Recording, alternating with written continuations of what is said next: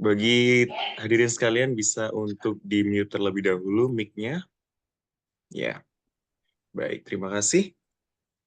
Bismillahirrahmanirrahim. Assalamualaikum warahmatullahi wabarakatuh. Waalaikumsalam Waalaikumsalam warahmatullahi wabarakatuh. Selamat siang, salam sejahtera untuk kita semua. Shalom, Om Swastiastu, Namo Buddhaya, dan salam kebajikan, salam sejahtera untuk kita semua. Kami ucapkan selamat datang kepada narasumber kita, Bapak Edi Hendri, SST MSI, selaku Wakil Ketua Komisi Perlindungan Anak Daerah Provinsi Sumatera Selatan. Selamat datang Bapak dalam acara Sekolah Inovasi Peksos ya, yang ke-133 Bapak. Dan juga kami ucapkan selamat datang juga kepada seluruh hadirin sekalian yang hadir dari seluruh Indonesia yang pada kesempatan kali ini berkumpul untuk mendengarkan materi dari narasumber hebat kita. Kami ucapkan selamat datang juga kepada seluruh hadirin sekalian.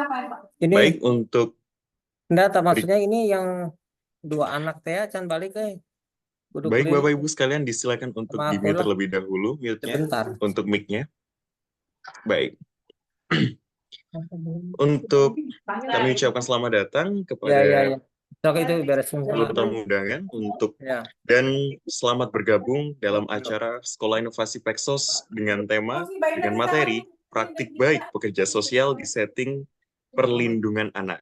Ya, pada siang hari ini Jumat 18 Oktober tahun 2024 kita diberikan kesempatan untuk bisa berkumpul bersama mendengarkan materi dan kemudian juga bisa mendengarkan materi dari Bapak Edi Hendri ya, selaku narasumber kita pada siang hari ini. Sebelum kita memulai acara pada siang hari ini, kita berdoa menurut agama dan kepercayaan masing-masing. Untuk itu, saya wakil bersama untuk membaca basmalah bersama-sama. Bismillahirrahmanirrahim. Semoga acara pada siang hari ini bisa berjalan dengan lancar dan baik hingga akhir nanti. Baik Bapak Ibu yang kami hormati, sebelum masuk ke dalam materi, izinkan saya untuk membacakan CV dari Bapak Edi Hendri. Baik, saya izin untuk share screen terlebih dahulu, mohon izin. Nah, apakah sudah terlihat Bapak Ibu sekalian? Sudah. Iya, baik. Nah, pada siang hari ini, pada Sekolah Inovasi Peksos hari ini, beliau merupakan pekerja sosial profesional yang memiliki sertifikat kompetensi yang dikeluarkan oleh lembaga LSP Pekerjaan Sosial Indonesia dan juga bekerja di seksi anak dan lansia bidang rehabilitasi sosial Dinsos Provinsi Sumatera Selatan. Kemudian untuk pendidikan dan kualifikasi dari Bapak Edi merupakan lulusan Sarjana Sains Terapan dari Sekolah Tinggi Kesejahteraan Sosial Bandung atau STKS ya. Kemudian juga menimba ilmu di Sekolah Tinggi Ilmu Sosial Politik Chandra di Muka, Kota Palembang ya untuk gelar S2-nya. Nah, kemudian untuk pengalaman kerjanya juga Bapak Edi merupakan pernah menjadi kepala unit rehabilitasi dari Rumah Sakit Ernaldi Bahar, Kota Palembang. Kemudian juga sebagai pekerja sosial fungsional Dinas Sosial Provinsi Sumatera Selatan Kota Palembang, dan kemudian untuk saat ini menjabat sebagai Wakil Ketua Komisi Perlindungan Anak Daerah Provinsi Sumatera Selatan. Nah, baik. Kemudian Bapak Edi juga lahir di Kota Palembang, Sumatera Selatan. Nah, ini Bapak Ibu bisa dilihat juga untuk profil pribadi dari Bapak Edi apabila nanti ingin untuk meminta materi atau bertanya-tanya lebih lanjut, silakan ya. Mohon izin Bapak Hendri. Baik. Untuk itu, saya izin untuk stop dulu share screen-nya. Nah, langsung saja Bapak, disilakan mari kita sambut yang meriah kepada Bapak Edi Hendri, SST MSI, disilakan untuk memberikan materi. Waktu dan tempat dipersilakan. Baik, sebelumnya, saya bisa didengar ya Mas Daniel ya? Jelas ya? Bisa Bapak, bisa dengar bagaimana audiens kalian? Apa bisa didengar dengan jelas suara narasumber? Oke, kalau Daniel bisa dengar pasti yang lain bisa dengar. Baik, terima kasih Mas Daniel, kesempatan yang baik ya di hari Jumat ini berkesempatan untuk menyapa teman-teman semuanya, baik praktisi maupun teman-teman dari birokrasi juga, atau yang pastinya berkaitan dengan penanganan permasalahan sosial yang ada di Indonesia. Sebelum saya share screen, kesempatan ini ingin saya sampaikan juga bangga bisa hadir di tengah-tengah teman-teman, apalagi seperti balik kampung nih, kalau teman-teman dari STKS ya, banyak teman-teman dari STKS juga, dan ada juga dari daerah lainnya ya, atau alumni lainnya yang bergelut di bidang menangani permasalahan sosial. Baik, saya akan mulai materi saya nanti, tapi materi ini lebih banyak kepada praktek terkait dengan pendampingan anak, khususnya anak yang berhadapan dengan hukum ataupun anak yang menjadi korban dari perbuatan hukum dari individu lain. Mohon izin Bapak sebentar. Untuk suaranya mungkin kurang terdengar jelas Bapak dari komentar dari audiens sekalian.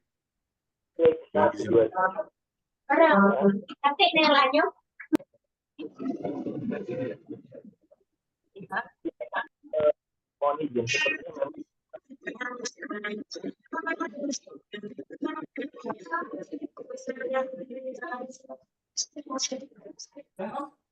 besar memang suaranya, dan dari Mas Daniel juga bisa saya pantau. Coba kalau sekarang bagaimana? 1, 2, 3, cek.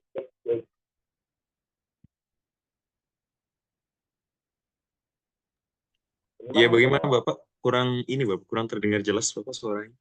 Agak 1. Kalau sekarang bagaimana Mas Daniel? ya mendingan Bapak sudah bisa didengar. Oke. Baik, saya coba dulu ya.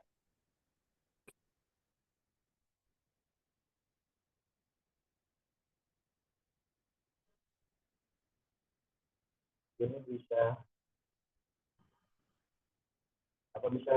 bisa terpantau Mas? Masih loading Bapak? Masih loading?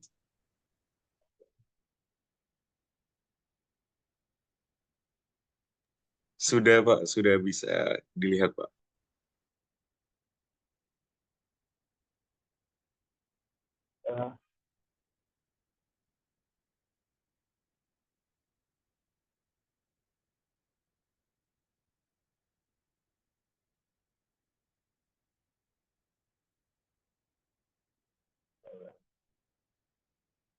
Bisa kelihatan ya Mas ya? Sudah nampak ya? Sudah Bapak, sudah terlihat Bapak. Mungkin bisa di full screen Bapak.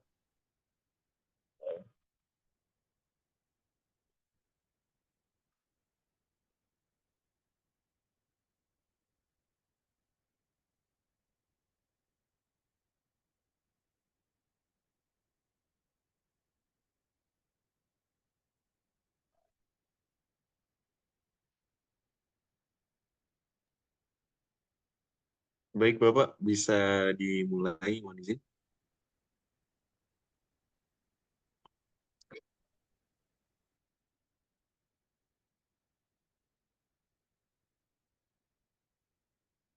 Ini ada permasalahan di saya sendiri.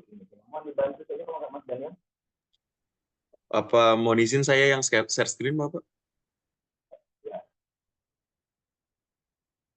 Oke, saya ya.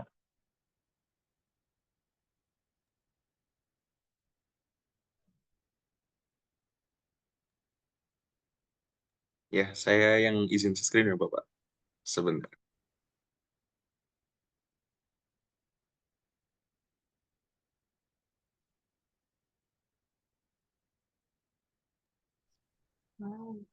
Baik Bapak Ibu sekalian, apakah sudah terlihat share screen-nya?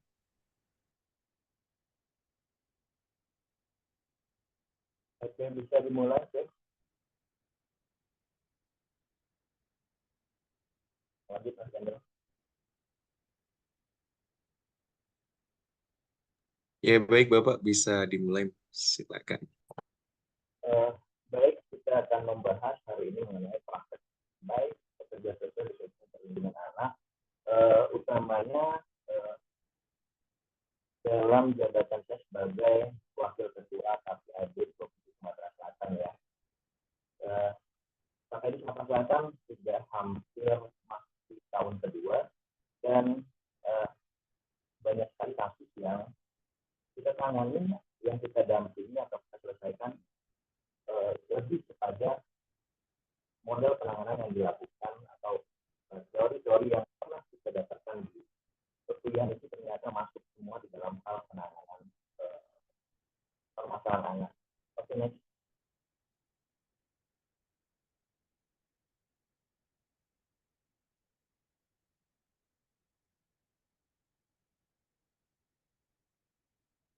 Lanjut Mas Dani.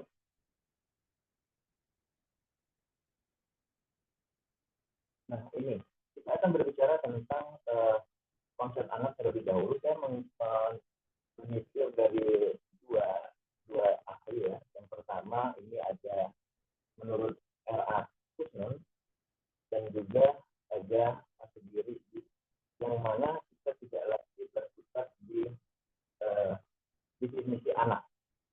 Yang hal yang biasanya bahwa anak tersebut anak adalah dari masa konsepsi sampai dengan usia dengan 18 tahun itu sudah semuanya sudah memahami hal tersebut. Tapi saya menemukan hal yang berbeda dari pemahaman yang diberikan oleh Erasmus. Anak adalah manusia muda.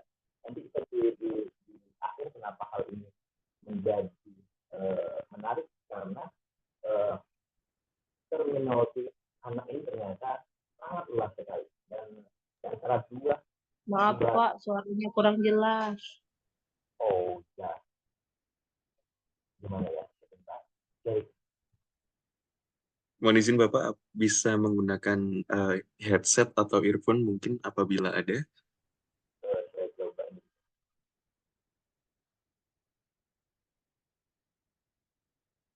Tunggu sebentar ya, mohon maaf. Iya, baik Bapak. Disilakan Bapak untuk mempersiapkan.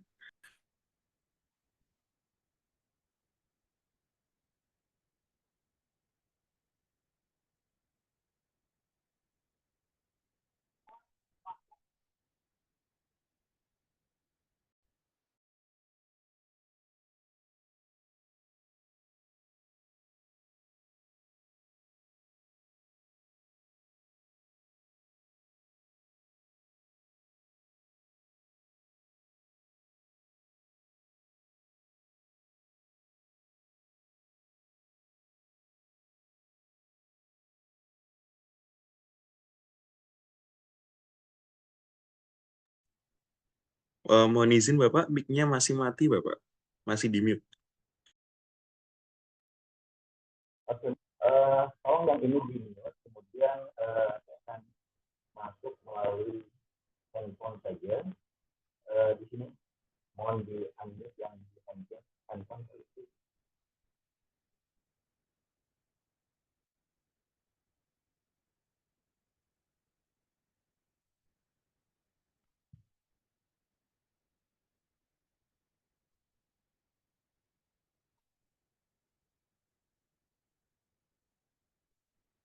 Daniel.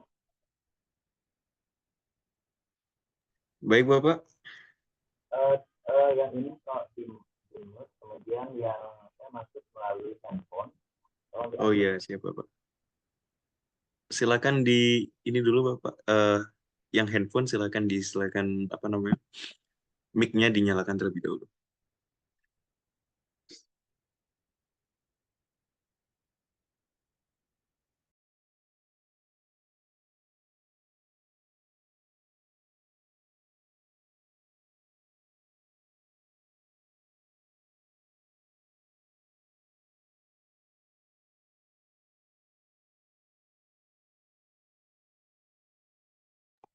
Mas Daniel.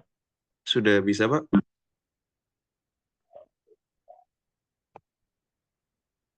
Belum nih, maksudnya begini, saya menggunakan handphone. Yang di handphone kalau bisa unmute.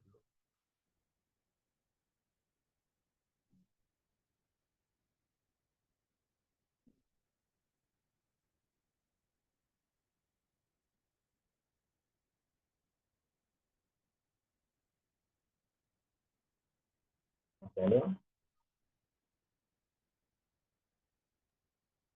Yang handphone sudah join atau belum, Bapak? Sudah. Namanya siapa ya, Bapak? Di sini karena belum ada, Bapak. Namanya yang dari handphone. Sama Edi Handi juga. Betul-betul kata Edi. Oh, ini Bapak. Sebentar, Bapak. Nah, itu Bapak, sudah saya ini Pak, mohon di ACC. Siap. Nah, Kalau baik. sekarang bisa dengar betul? Sudah Bapak, sudah terdengar. Baik. Untuk teman-teman mohon maaf ya, ada untuk masalah teknis. Baik, bisa didengar ya? Jelas Bapak. Oke. Jadi di sini saya menggunakan atau lebih kepada konsep anak ini dari dua ahli. Yang pertama R.A. Kusnan yang menyatakan bahwa anak adalah manusia muda. Artinya apa? Muda dalam umur, muda dalam jiwa, dan pengalaman hidupnya. Karenanya sangat mudah terkena pengaruh keadaan sekitarnya. Kita menyadari betul bahwa kondisi saat ini, baik anak korban maupun anak pelaku, anak berhadapan dengan hukum ini adalah mereka-mereka yang kalau bahasa anak sekarang itu anak-anak labil. Nah, itu makanya mereka sangat mudah dipengaruhi oleh keadaan sekitarnya, baik lingkungan pergaulan maupun juga terkait dengan dunia digital saat ini. Oke, next kita ke Sugiri.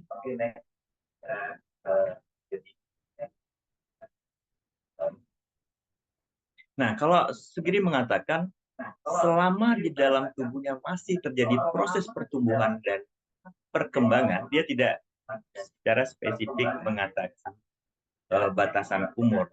Orang itu masih menjadi anak. Ini nampak ya, kadang ada ungkapan ini orang seperti kekanak-kanakan sih, karena memang ada proses pertumbuhan perkembangan yang menjadi masalah di situ. Dan Sugiri juga memberikan batasan umur anak adalah sama dengan permulaan menjadi dewasa, yaitu sampai dengan 18 tahun untuk wanita dan 20 tahun untuk laki-laki. Dan di Amerika, Yugoslavia, dan negara barat lainnya, hal ini juga sama. Cuma nanti di slide terakhir, kita akan melihat bahwa ternyata jauh daripada angka 18 tahun ini terkait dengan umur anak. Bahkan anak 8 tahun itu sudah menjadi batasan umur anak. Setelah lewat dari 18 tahun, maka lewat dari 8 tahun dia bukan lagi dalam kategori anak. Nanti di slide berikutnya ada hal tersebut dijelaskan ya. Oke, next. Kemudian kita masuk pada konsep perlindungan. Perlindungan adalah pemberian jaminan atas keamanan, kemudian ketentraman, kesejahteraan, kedamaian dari pelindung. Dari pelindung di sini siapa ya? Mulai dari keluarga itu sendiri, masyarakat, kemudian pemerintah. Ini adalah konsep perlindungan, di mana anak yang sebagai penerima jaminan atas keamanan dan ketentraman itu menjadi objek, ya, bukan sebagai subjek perlindungan. Mereka tidak bisa atau sangat sulit untuk kita mintakan pertanggungjawaban atas apa yang mereka lakukan. Mereka pasif terhadap hal-hal yang berkaitan dengan perlindungan. Anak sangat membutuhkan atau sangat ketergantungan dari orang dewasa yang ada di sekitarnya. Kita akan bertemu dengan permasalahan di mana permasalahan hukum cenderung menganggap atau pada saat ini masyarakat kita apabila ada korban dari tindakan yang dilakukan oleh anak menuntut kadang-kala lebih terhadap tanggung jawab dari anak tersebut. Beberapa waktu yang lalu kita menangani atau di berbagai daerah menangani kasus yang pelakunya anak. Ramai di media sosial itu berharap supaya anak tersebut dihukum berat, bahkan ada yang secara apa ya, kalau bisa dikatakan sudah mengatakan perbuatannya sudah melebihi apa namanya, tindakan kemanusiaan, lebih biadab dan lain sebagainya. Padahal kalau kita terkait dengan konsep perlindungan, mereka yang menjadi objek dari perlindungan terkait dengan permasalahan yang ada hal-hal yang mereka lakukan melanggar norma atau hukum, itu sesuatu hal yang berbeda. Oke, lanjut. Nah, di sini kita akan ketemu dengan konsep perlindungan anak. Ada kaitannya dengan yang barusan saya sampaikan dan juga ukuran-ukuran atau batasan anak. Perlindungan anak adalah usaha setiap anggota masyarakat sesuai dengan kemampuan masing-masing dengan berbagai macam usaha dan kondisi tertentu. Jadi ini mencerminkan bahwa hal yang kecil sekalipun, hal yang pada setting mikro dilakukan oleh individu untuk membantu menangani permasalahan atau memberikan perlindungan terhadap anak adalah juga bagian dari perlindungan anak. Kemudian keluarga yang memberikan, mengayomi, memberikan tempat yang aman bagi anak juga merupakan aktivitas atau kegiatan perlindungan anak. Kemudian berikutnya adalah perlindungan anak. Segala usaha yang dilakukan untuk menciptakan kondisi agar anak setiap dapat melaksanakan hak dan kewajibannya demi perkembangan dan pertumbuhan anak secara wajar, baik fisik, mental, dan sosial. Ini lebih spesifik ya, menjadi cita-cita negara, cita-cita masyarakat, juga cita-cita dari keluarga, supaya ini dapat tumbuh wajar, kemudian berkembang baik secara mental dan fisik. Dan ini hanya bisa dilakukan dengan adanya perlindungan anak. Baik, lanjut. Mas Daniel. Nah, tujuan perlindungan anak di sini ada di Konvensi Hak Anak, khususnya pasal 3 Undang-Undang, dan dikaitkan dengan Undang-Undang Perlindungan Anak, yang tujuannya adalah menjamin terpenuhnya hak anak-anak agar dapat hidup, berkembang, dan berpartisipasi secara optimal sesuai dengan harkat dan martabat. Mendapat perlindungan dari kekerasan dan diskriminasi demi terwujudnya Indonesia yang berkualitas, berakhlak, mulia, dan sejahtera. Sudah ada ya dalam undang-undang juga ini. Kalau kita mengulik lebih dalam tentang Undang-Undang Perlindungan Anak 35, kemudian juga SPP, Undang-Undang Sistem Peradilan dan Perlindungan Anak, semua sangat jelas tergambar di sana bagaimana negara atau menempatkan posisi yang sangat-sangat strategis dalam hal perlindungan anak. Tetapi kembali lagi bahwa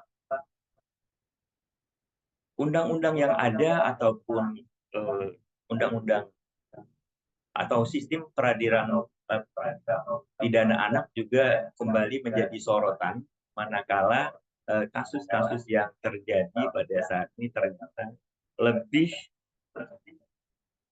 lebih mengemuka dan sangat banyak terjadi di berbagai daerah yang juga pelakunya anak, sehingga mendorong beberapa orang untuk memberikan komentar-komentar yang juga bukan saja dari kalangan praktisi perlindungan anak, tetapi di luar itu, untuk menggugat atau berharap agar undang-undang perlindungan anak ini dilakukan revisi. Nanti ini menjadi perdebatan kita berikutnya, karena kita harus mengulik lagi lebih dalam tentang SPPA tersebut.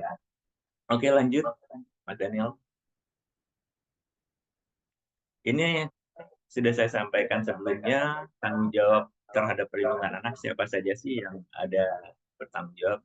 Utamanya pasti selaku warga negara Indonesia, pemerintah dan negara wajib bertanggung jawab dengan berbagai kebijakannya, walaupun sekali lagi saya tegaskan bahwa memang produk perundang-undangan yang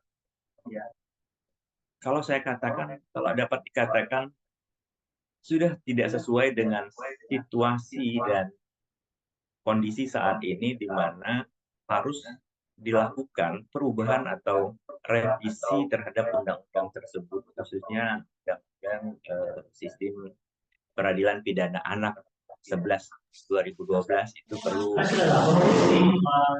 Kemudian orang tua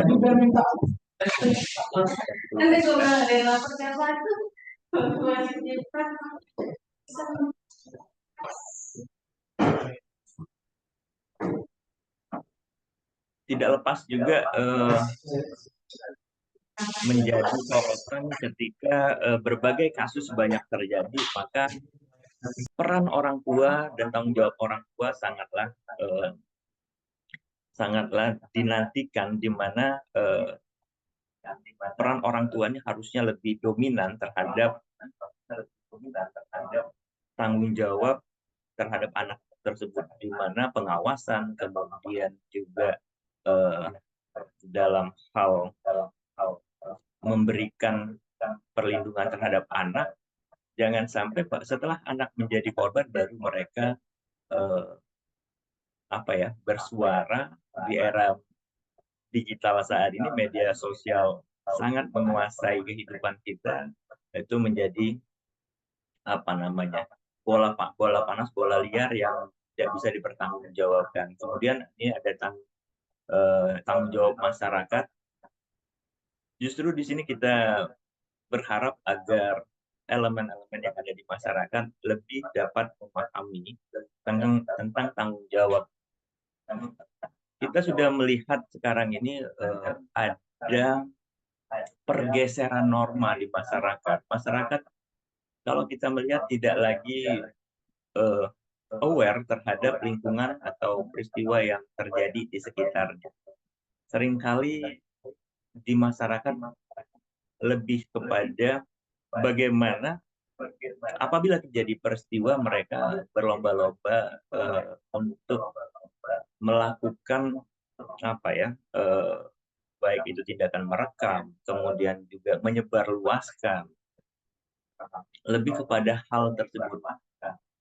Sebenarnya kalau kita melihat dari model penanganan, hal tersebut bisa jadi ada nilai positif dan negatifnya.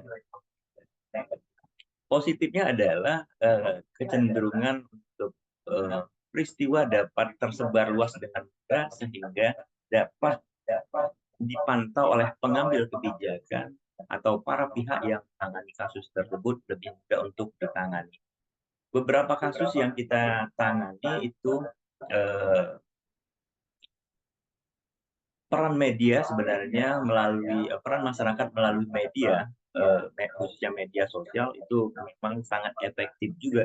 Tetapi di sisi lain juga kita menyayangkan ternyata ada hal-hal yang terkait dengan hak anak juga terabaikan. Misalnya terkait dengan penyebaran foto-foto, kemudian gambar-gambar yang mestinya identitas mereka terlindungi. Tapi inilah iklim yang sekarang terjadi, masyarakat sudah tidak lagi peduli itu. Kalau kita pernah mendengar istilah FOMO ya, mereka berlomba-lomba untuk menjadi yang pertama memberikan informasi atau menyebarluaskan. Ini sangat mengganggu kita dalam hal memberikan perlindungan terhadap anak, karena kita harus memahami betul jejak digital ini sangat sulit untuk kita hapuskan. Ada beberapa pengalaman kasusnya sudah selesai, tetapi ternyata jejak digitalnya masih ada di media digital. Oke, lanjut Mas Daniel. Ini ruang lingkup hukum perlindungan anak. Kalau kita berbicara tentang pekerja sosial, teman-teman dari pekerja sosial sudah paham betul konsep kemudian teori tentang pekerjaan sosial, tetapi kita harus melangkah lebih jauh bahwa ada disiplin ilmu lain yang juga kita harus memberikan ruang kepada kita untuk belajar lebih banyak. Saya berusaha menyitir dari Arif ke kita, ruang lingkup hukum perlindungan anak. Antara lain bahwa perlindungan yang pokok meliputi antara lain sandang, pangan, permukiman, pendidikan, dan kesehatan ini mutlak harus diterima oleh anak kalau dikatakan bahwa anak itu terlindungi. Apabila ini masih kurang atau tidak didapatkan, maka mustahil kita mengatakan terjadi perlindungan anak di sana. Bagaimana kita mengatakan anak yang terlindungi kalau sandang dan pangannya sendiri terabaikan? Ini sangat-sangat prinsip. Kemudian terkait dengan hal-hal jasmani dan rohani, bagaimana anak-anak ini mendapatkan mendapatkan pemahaman tentang keagamaan, kemudian juga mendapatkan pemahaman tentang ilmu-ilmu yang ada di tingkat pendidikan, mulai dari PAUD sampai dengan pendidikan sekolah menengah. Itu sangat penting. Itu bagian dari lingkup yang berkaitan dengan perlindungan anak. Kemudian mengenai penggolongan kebutuhan yang primer dan sekunder yang berakibat pada prioritas pemenuhannya. Banyak di antara kita yang tidak paham sebenarnya mana yang bagian yang harus dikedepankan untuk anak, mana yang dikemudiankan. Jadi kebutuhan dan kecenderungan orang tua untuk memaksakan kehendak itu bersinggungan dengan perlindungan hukum terhadap anak. Itu banyak kasus terjadi. Oke, lanjut. Nah, ini yang saya bahas di atas sebelumnya, batas usia pertanggungjawaban pidana. Batas usia ke bawah adalah keadaan usia termuda, di mana pelaku tindak pidana dapat diancam dengan pidana tertentu, berhubungan erat dengan soal pada usia berapakah pelaku tidak dapat dipertanggungjawabkan terhadap tindak pidana yang dilakukan. Kita akan masuk pada slide selanjutnya. Lanjut, Daniel. Ternyata batas usia berbeda-beda di negara yang satu dengan negara yang lainnya. Kita mungkin saya mendapatkan membaca di beberapa jurnal, ya memang ini menjadi menarik, dan kita di Indonesia sendiri ada dari Kementerian Sosial akan berbeda dengan Kementerian Kesehatan, kemudian juga Kementerian Agama juga batasan usia anak ini masih berbeda-beda. Ternyata di kita itu masih batas anak-anak ternyata masih cukup tinggi, di antara 12 sampai dengan 18 tahun. Di Inggris itu 8 tahun batas anak. Mereka di atas 8 tahun sudah bisa dimintakan pertanggungjawaban terhadap perbuatan yang mereka lakukan. Ini implikasinya dengan perbuatan hukum, ya. Kemudian di Denmark dan Swedia 15 tahun ini masih wajar, cenderung untuk dewasa. Kemudian di Australia di bawah 8 tahun tidak dapat dipertanggungjawabkan atas tindakannya, hampir sama dengan di Inggris. Oke, lanjut. Nah, menyikapi hal tersebut, memang ini tahunnya sudah cukup lama, tapi sampai sekarang ternyata masih dipakai. Saya ketemunya ini mengapa di Undang-Undang SPPA kita dikatakan bahwa anak di bawah 14 tahun itu tidak dapat dilakukan dipidana penjara, tetapi dikembalikan ke LKS. Ternyata memang ini ada kesepakatan di beberapa negara bahwa tidak boleh kurang dari 14 untuk undang-undang pidananya. Jadi anak yang berusia di bawah 14 tahun dianggap tidak dapat mempertanggungjawabkan apa yang mereka lakukan. Kasus terakhir yang kita tangani adalah mungkin sempat teman-teman dari beberapa daerah juga memantau kasus pelaku anak yang 4 orang, salah satunya 14 tahun dan 3 pelakunya itu usia di bawah 14 tahun, ada 12 dan 13 tahun. Dan pada akhirnya putusan hakim yang 14 tahun sempat dituntut hukuman mati, akhirnya hukuman maksimal yaitu 10 tahun. Sebagaimana kita pahami bahwa Undang-Undang SPPA maksimal hukuman anak itu 20 tahun, kemudian untuk orang dewasa itu kemudian sudah maksimal separuhnya adalah 10 tahun. Oke, baik lanjut. Ini yang menjadi pegangan kita setiap hal yang kita lakukan, baik pekerja sosial maupun pendamping kemasyarakatan. Ini menjadi pijakan kita bahwa hal yang kita lakukan tidak akan terlepas dari azas-azas ini, perlindungan anak ini. Bahwa kita memegang prinsip anak tidak dapat berjuang sendiri. Apalah daya apabila mereka ditempatkan dalam suatu tempat digabung dengan orang dewasa lainnya, kemudian mereka tidak punya daya untuk mempertahankan diri mereka. Makanya kasus diversi atau setiap kasus itu wajib untuk dilaksanakan diversi agar mengurangi kesempatan untuk anak ini digabungkan dengan pelaku-pelaku dewasa lain. Kemudian apapun keputusan yang diambil, baik penegak hukum maupun rekomendasi yang disampaikan oleh teman-teman pekerja sosial maupun pendamping kemasyarakatan dari Bapas itu tidak terlepas dari the best interest of child, bahwa kepentingan terbaik anak itu harus dikedepankan. Memang kadangkala berat, utamanya kita berkaitan dengan saya sampaikan tadi, ketika masyarakat atau para netizen ya khususnya sudah memahami secara tidak secara spesifik permasalahan yang dihadapi oleh anak.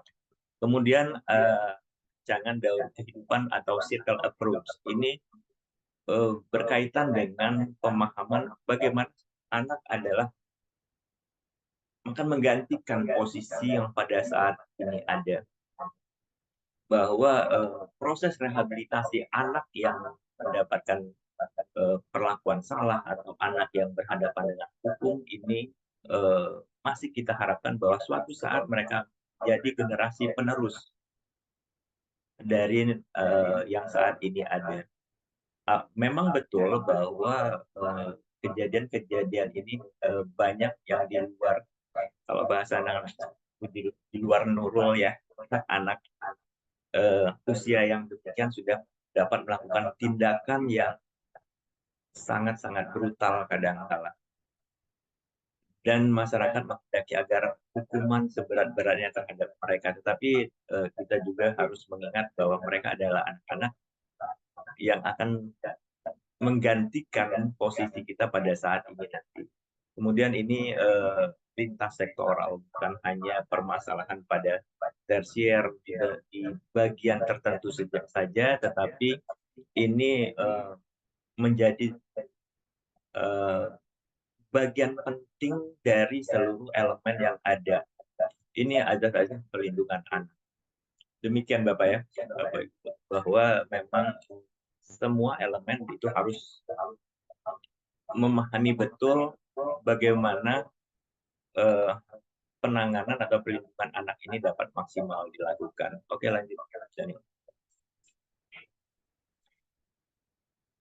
Kita akan mundur sedikit. Di sini saya ingin memberikan pemahaman tentang yang baru disampaikan, bahwa sesuai dengan Konvensi Hak Anak, Anak ini dikategorikan dalam 4 kategori: hak terhadap kelangsungan hidup atau survival right, bahwa mereka berhak untuk melanjutkan kehidupannya, merancang masa depannya, memperbaiki situasi yang mereka hadapi, dan itu bagian dari hak-hak yang harus kita berikan kepada anak. Kemudian hak terhadap perlindungan atau protection right, ini peran dari masyarakat, keluarga, dan juga pemerintah itu ada di sana. Kemudian hak untuk tumbuh kembang atau development, ini juga menjadi catatan penting dari konvensi hak anak. Yang terakhir itu hak untuk berpartisipasi atau participation right. Dan ini artinya bahwa anak harus didengarkan pendapatnya. Kecenderungan masyarakat saat ini adalah abai terhadap hak partisipasi ini. Dan kita sangat mengapresiasi ya adanya komponen-komponen masyarakat ataupun di pemerintah sendiri dengan membentuk perkumpulan anak atau sejenisnya yang mereka diberikan ruang untuk juga menyuarakan hak-hak mereka. Oke, lanjut, Mas Daniel. Kewajiban anak menurut Undang-Undang 23 tahun 2002 tentang Perlindungan Anak pasal 19 jelas mensyaratkan ini menjadi pijakan bagi orang tua dan juga hal yang bisa kita sampaikan kepada anak-anak dimanapun berada, bahwa mereka juga wajib dan dilindungi oleh undang-undang, khususnya pasal 19 itu bahwa menghormati orang tua, wali, dan guru. Sudah sangat jelas di sana ya. Saya kira komponen yang ada di masyarakat itu terdiri dari orang tua, ada wali, dan guru. Apabila ini berjalan, sebenarnya tidak harus ada kejadian di institusi pendidikan terkait dengan kekerasan terhadap anak. Ini yang juga perlu kita tekankan kepada anak-anak. Kemudian mencintai keluarga, masyarakat, dan menyayangi teman. Ini sangat-sangat diharapkan bahwa anak tersebut bisa memahami hal tersebut. Kemudian mencintai tanah air, bangsa, dan negara. Sangat-sangat luas. Kita diharapkan mampu memberikan pemahaman tentang anak, memberikan pemahaman kepada anak tentang cinta tanah air, bangsa, dan negara. Ibadah sesuai dengan ajaran agamanya, melaksanakan etika dan akhlak yang mulia. Ini kewajiban yang harus dilakukan oleh anak-anak. 5 poin ini wajib kita berikan pemahaman kepada keluarga atau kepada seluruh masyarakat bahwa ini loh landasan kita supaya mereka memberikan pemahaman kepada anak-anak mereka. Mereka juga dituntut untuk melaksanakan kewajiban ini. Siapa yang akan mengawasi ini? Pastinya adalah keluarga, orang terdekat. Apabila tidak ada keluarga, maka keluarga pengganti ataupun anak-anak yang ada di LKS atau LKSK. Oke, lanjut. Dalam pasal 64 Undang-Undang Perlindungan Anak tahun 2002 nomor 23 ada 3 poin di situ. Perlindungan khusus bagi anak yang berhadapan dengan hukum, meliputi anak berkonflik dan anak korban. Kemudian juga perlindungan khusus bagi anak yang berhadapan dengan hukum melalui perlakuan atas anak secara manusiawi sesuai dengan martabat dan hak-hak anak, penyediaan petugas pendamping khusus anak sejak dini, bla bla bla bla, dan lain sebagainya. Itu ini sudah mulai mengerucut, ada kata pendamping di situ ya. Nanti kita akan ketemu dengan siapa sih pendamping ini sebenarnya. Undang Perlindungan Anak nomor 23 ini. Perlindungan khusus bagi anak yang menjadi korban tindak pidana dilaksanakan melalui upaya rehabilitasi baik dalam lembaga maupun di luar lembaga, upaya pelindungan dari pemerintah, perlindungan dari pemberitaan identitas media massa untuk menghindari labelisasi. Lanjut.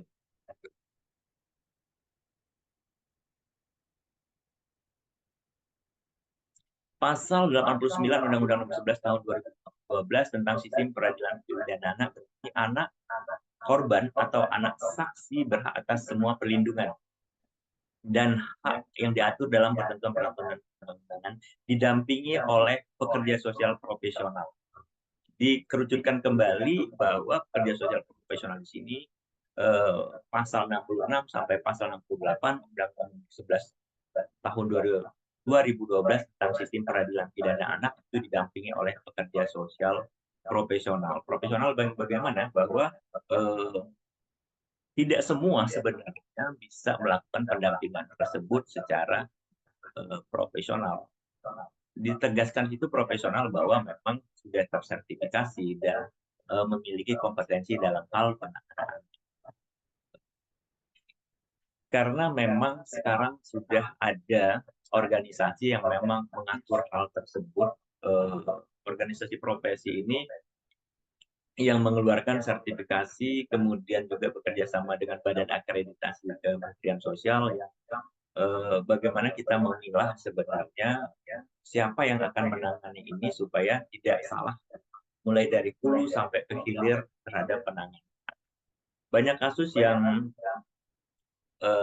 terhenti di tengah, dalam artian tidak selesai secara utuh, secara komprehensif, itu karena memang penanganannya tidak ditangani secara profesional. Baik, lanjut.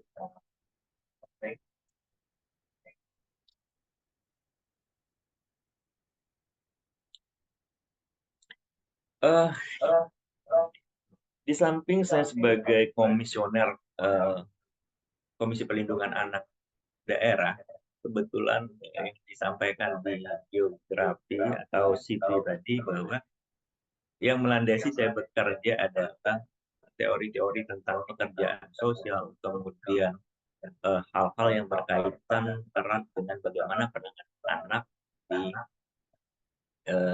ditangani secara keilmuan pekerja sosial. Yang pertama di sini, walaupun secara umum saya keseluruhan mendapatkan pengawasan, bukan lagi pada peran pelaksana di lapangan, tetapi saya lebih mengedepankan penanganan anak melalui peran-peran yang ada di pekerja sosial, yang antara lain adalah sebagai pembela atau advokator, melakukan pembelaan pada penerima manfaat, dalam hal ini adalah korban, yang kalau seandainya saya menempatkan diri sebagai pekerja sosial, saya akan mendampingi anak korban, tetapi bekerja sama juga dengan teman-teman dari Bapas, di mana teman-teman pendamping kemasyarakatan yang akan menangani pelaku. Yang di kasus terakhir kita intens berkoordinasi dengan teman-teman dari Bapas, mulai dari pengungkapan kasus, kemudian juga penempatan anak di LKS, kemudian pengawasan anak dengan teman-teman APH, dan juga sampai dengan putusan pengadilan. Saya menjalankan peran sebagai pengawas, sebagai komisioner KPAD, tetapi koordinasi dengan teman-teman di Bapas, khususnya pendamping kemasyarakatan, itu sangat intens kita lakukan supaya hak-hak anak ini untuk mendapatkan keadilan dapat terpenuhi. Di sini kita mengembangkan peran tugas sistem yang berlaku serta melakukan advokasi kebijakan yang berpihak pada kepentingan terbaik bagi anak. Yang kita lakukan kemarin adalah betul-betul memberikan semacam penguatan kepada teman-teman media juga, supaya mereka memahami betul bahwa hak-hak anak ini itu bisa terpenuhi, utamanya terkait dengan pendidikannya, terkait dengan hak bermainnya, walaupun mereka ini adalah notabene adalah pelaku, cuman hak-hak itu tetap harus kita penuhi. Dalam hal ini kita bekerja sama dengan dari Dinas Sosial Provinsi, kemudian Dinas Pemberdayaan Perempuan dan Perlindungan Anak itu kita lakukan advokasi untuk mereka bisa mendapatkan atau akses supaya mereka bisa mendapatkan buku dan juga sarana permainan yang lainnya. Oke, lanjut. Di sini ada mediator dan pemungkin atau enabler. Pendamping berperan sebagai penghubung penerimaan manfaat dengan sistem sumber yang ada baik formal maupun informal. Koreksi itu informal ya. Ini kita lakukan kemarin terhadap kasus yang terakhir yang ramai itu kita memberikan supaya mereka dapat mendapatkan haknya, utamanya hak untuk dapat dibela, kemudian juga mendapatkan haknya supaya mereka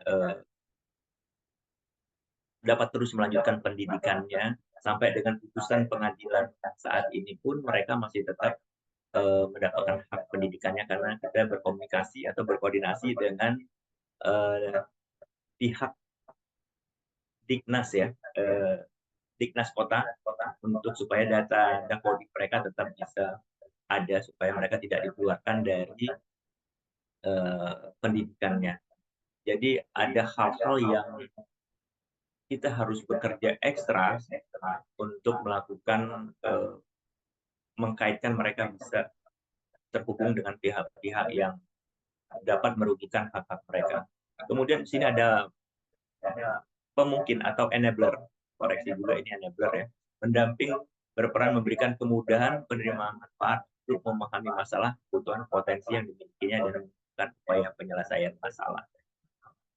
Hal yang sangat-sangat krusial kita lakukan adalah mereka ditempatkan di suatu posisi yang tidak tergambar oleh mereka bahwa perilaku yang mereka lakukan itu dapat menyebabkan keterasingan, menyebabkan mereka ditempatkan di suatu tempat yang tidak lagi bebas untuk mereka.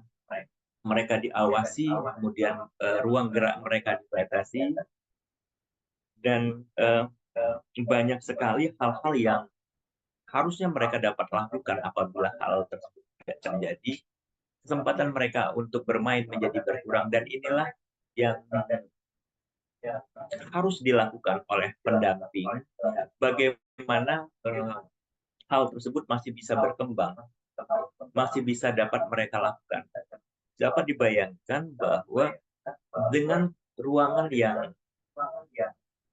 sangat sempit untuk mereka, yang harusnya mereka dapat mengeksplor kemampuan mereka, kemudian dengan sarana yang terbatas, mereka berjibaku dengan pikirannya, kemudian sulit sekali untuk mengembangkan motivasi atau mengembangkan kemampuan mereka hanya dengan situasi tersebut. Ada banyak pihak yang bersimpati untuk membantu mereka, yang karena memang hadir dan melihat langsung ke tempat di mana mereka dibutuhkan. Jadi yang kita lakukan adalah berikan akses supaya mereka ini dapat mendapatkan ilmu pengetahuan dengan bekerja sama dengan pihak perpustakaan, diinisiasi oleh Kepala Dinas Pemberdayaan dan Perempuan Anak, kemudian juga dari Dinas Sosial Provinsi Sumatera Selatan dengan menitipkan beberapa dus buku bacaan supaya mereka bisa tetap mengembangkan kemampuan dirinya. Dan untuk dipahami bahwa kita juga memberikan pengawasan dengan pihak dari APH, khususnya dari Polda Sumatera Selatan, juga menempatkan 2 kamera CCTV di dalam lingkungan anak tersebut, jadi bisa dipantau aktivitas mereka selama 24 jam, dan juga melindungi dari pihak-pihak yang ingin mereka celaka atau memberikan hukuman kepada mereka. Nah, ini hal-hal yang sangat tidak mungkin sebenarnya dapat dilakukan bila mana pekerja sosialnya tidak, atau teman-teman dari pekerja sosial yang khususnya yang ada di LKS Dharma Pala tersebut tidak melakukan inovasi-inovasi atau terobosan. Ini yang dilakukan oleh teman-teman dari LKS Dharma Pala. Sebagai pekerja sosial melakukan pemungkinan, ya,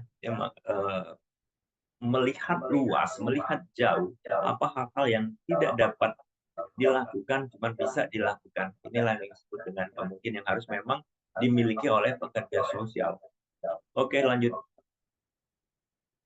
Dan yang terakhir, pemberi motivasi. Ini pasti ya, kita dimanapun, kasus apapun, saya kira hal yang paling sangat mudah untuk dilakukan ya, berperan sebagai motivator, memberikan hal-hal yang positif, memberikan gambaran-gambaran yang baik, memberikan harapan-harapan bukan saja kepada korban tindak kekerasan terhadap anak ataupun korban pelecehan ataupun pelaku, ke semua permasalahan anak. Dalam konsep perlindungan anak, motivasi ini sangat-sangat dibutuhkan. Dan motivasi juga terlakukan tidak hanya dengan kita hadir sendiri memberikan langsung motivasi, cuman kita juga memberikan kesempatan supaya dapat diberikan treatment awal atau assessment yang dilakukan oleh psikolog, sehingga kita bisa memberikan arah yang jelas terhadap motivasi yang diberikan kepada anak, karena background atau permasalahan di dalam anak dan keluarganya juga bermacam-macam. Jadi kita harus memahami karakter anak tersebut. Oke, lanjut. Nah, ini saya kira ini sudah slide terakhir. Pekerja sosial sebagai seorang pendamping yang menjadi saksi tindak pidana harus memiliki kualitas pribadi, baik yang bersumber dari kompetensi profesional maupun secara fundamental melekat pada kualitas kepribadiannya. Artinya apa? Kita harus memahami betul bahwa begitu menyandang predikat sebagai pekerja sosial, ini harus memiliki kualitas pribadi, harus memiliki nilai awareness yang baik terhadap lingkungan sekitar, apalagi terhadap kasus-kasus yang dihadapi oleh anak-anak, baik yang anak-anak termarginalkan, anak-anak disabilitas, maupun anak-anak kurang beruntung lainnya. Ini memang harus dimiliki oleh pekerja sosial. Kualitas pribadi ini tidak hanya didapat dengan pelatihan, tidak hanya didapat dari ruangan ini saja, tetapi lebih diutamakan dengan praktek dengan anak. Jadi banyak kasus yang harus diikut, banyak kasus yang ditangani, banyak perkara yang juga ikut diselesaikan. Itu akan mengasah kemampuan, dan berharap bahwa kerangka teori yang pernah dipelajari atau berbagai teori yang ada itu menjadi pijakan untuk teman-teman pekerja sosial bisa berbuat lebih banyak dan juga mengeksplor kemampuan dari teman-teman pekerja sosial sendiri untuk mengembangkan pribadi dengan membaca lebih banyak, karena teori-teori pekerja sosial itu sangat berkaitan erat dengan berbagai ilmu lainnya, baik dengan ilmu kesehatan, ilmu hukum, maupun psikologi. Jadi penting sekali kita untuk memperkaya diri kita, menginvestasikan diri kita dengan hal-hal yang bersifat positif, utamanya membaca dengan informasi terbaru melalui YouTube. Itu mungkin yang bisa saya sampaikan. Kita akan masuk pada sesi diskusi. Itu Mas Daniel, lanjut. Atur nuhun pisan, kasadayana. Lanjut Mas Daniel. Baik Bapak. Baik, terima kasih atas penyampaian materi yang luar biasa dari Bapak Edi Hendri, ya, Bapak Ibu sekalian. Tentunya bermanfaat bagi kita semua. Untuk itu, Bapak Ibu sekalian disilakan untuk bertanya apabila memiliki pertanyaan kepada beliau narasumber terkait tentang praktik baik perlindungan anak ya. Baik, saya membuka satu sesi terlebih dahulu untuk menyesuaikan waktu juga. Disilakan untuk 3 orang boleh raise hand untuk bertanya. Baik, sudah ada satu penanya. Mohon izin Bapak, pertanyaannya ditampung terlebih dahulu ya. Nanti akan langsung dijawab dari ketiganya. Baik, disilakan kepada Ibu Eneng, Deti Nurbaiti. Disilakan Ibu, boleh diperkenalkan dulu nama dan asal, kemudian SKPD-nya dari mana, kemudian pertanyaannya disampaikan. Disilakan.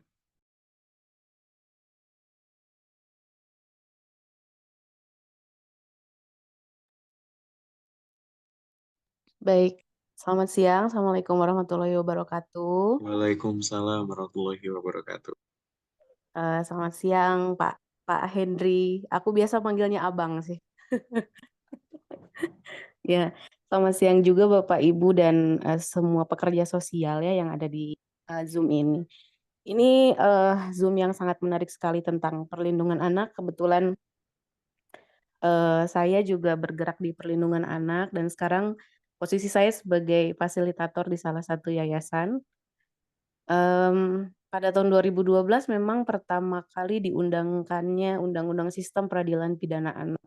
Pada saat itu memang pekerja sosial belum begitu populer ya seperti sekarang gitu, sehingga harus banyak kita melakukan sosialisasi, kita melakukan audiensi kepada berbagai pihak seperti tadi yang dijelaskan oleh Pak Henry bahwa penanganan anak ini khususnya untuk ABH ya melibatkan beberapa sektor gitu, lintas sektor. Nah, dan sekarang juga sudah mulai terlihat kan eksistensi pekerja sosial di mana sepengalaman saya jaksa ketika pelimpahan dari Polres misalkan kepolisian ke kejaksaan itu mereka tidak mau menangani itu ketika tidak ada laporan sosial dari pekerja sosial. Begitupun hakim ketika misalkan kita menangani anak pelaku juga tidak hanya dari PK Bapak saja, tapi laporan sosial dari pekerja sosial selalu dipertanyakan. Makanya saya sangat berbangga sekali pada saat ini pekerja sosial eksistensinya dalam penanganan ABH ini sangat diakui dan salah satu pekerja sosial ya seperti Pak Henry ini sekarang sudah menjadi salah satu wakil KPAD gitu seperti itu. Nah, tadi sudah banyak sekali yang dijelaskan, sudah rinci sekali. Mungkin itu berkaitan dengan fungsi kita dalam perlindungan anak itu kan ada yang rehabilitatif, ada yang preventif. Mungkin yang dijelaskan oleh Pak Henry ini adalah berbagai rangkaian untuk penanganan rehabilitatifnya. Nah, mungkin pertanyaan saya, ada tidak misalkan di lingkungan di KPAD itu sendiri atau di Sumatera Selatan itu sendiri program pencegahan terkait dengan adanya kekerasan terhadap anak atau misalkan agar mencegah perilaku ABH ini khususnya untuk pelaku yang nantinya akan menimbulkan korban itu seperti apa? Adakah program yang sudah dibuat sebagai inspirasi bagi kami atau misalkan sudah ada peran-peran pekerja sosial yang berperan untuk dalam fungsi preventif agar ABH ini tidak terjadi lagi? Mungkin seperti itu saja pertanyaan saya. Terima kasih. Wassalamualaikum warahmatullahi wabarakatuh. Waalaikumsalam. Wabarakatuh. Baik, terima kasih pertanyaan dari Ibu Eneng Deti Nurbaiti. Bagaimana Bapak, ditampung terlebih dahulu atau langsung dijawab saja Bapak? Mohon izin.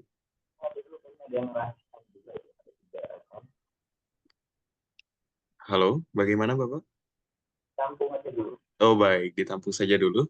Baik, terima kasih dari Ibu Eneng Deti Nurbaiti atas pertanyaannya. Baik, di sini langsung kita masuk ke pertanyaan 2 dari siapa ini? Will 3 Kota Bandar Lampung. Disilakan untuk memperkenalkan diri terlebih dahulu, kemudian asal dan juga instansinya. Siap, baik. Terima kasih, Pak. Saya Ahmad Aditya, Pak, pendamping Resos Kota Bandar Lampung. Terkait di Bandar Lampung ini kan banyak kasus kekerasan pelajar ya Pak. Pasal 80 Undang-Undang 35 2014. Jadi banyak korbannya ini yang apa fatal. Artinya kan 80 ini kan ancamannya di bawah 7, 5 tahun, jadi wajib diversi. Tapi kemudian kan ini ada hak anak korban yang harusnya menerima restitusi ganti rugi, tapi kemudian ini tidak terakomodir. Kemudian kan menurut penjelasan Bapak tadi, salah satu hak anak adalah kesehatan. Dan ini tidak terakomodir, Pak. Artinya korban tindak kekerasan pidana ini tidak dijamin oleh BPJS pengobatannya. Solusinya menurut Bapak bagaimana? Terima kasih, Pak. Assalamualaikum warahmatullahi wabarakatuh. Waalaikumsalam warahmatullahi wabarakatuh. Terima kasih pertanyaan. Mohon izin tadi dari Bapak siapa? Halo, mohon izin Bapak. Aditya, Pak. Dari Bapak Aditya. Siap. Terima kasih Bapak atas pertanyaannya, ditampung terlebih dahulu. Dan untuk pertanyaan terakhir, ini tadi sudah ada yang resen yang angkat tangan kepada Agus Elia. Bapak Agus Elia, disilakan. Baik, terima kasih. Terus sebentar, ada gangguan. Sebentar ya. Baik, terima kasih Pak Henry. Saya Agus Elia Gunawan dari Sentra Galih Pakuan di Bogor. Pak Henry? Ya. Ya, saya kebetulan di sini melayani anak yang mengidap skizofrenia atau katakanlah sering dibilang ODGJ, Pak Henry. Nah, itu untuk latar belakang pengantar saya selama ini melayani anak yang mengidap skizofrenia. Namun yang ingin saya pertanyakan terkait dengan perlindungan anak itu yaitu anak yang membutuhkan perlindungan khusus, Pak Henry. Jadi saya ingin menyoroti anak yang membutuhkan perlindungan khusus yang diantaranya anak dalam situasi darurat, situasi eksploitasi, berkonflik dan hukum, seperti yang Bu Neng tadi sampaikan, dan anak yang di masyarakat adat atau minoritas.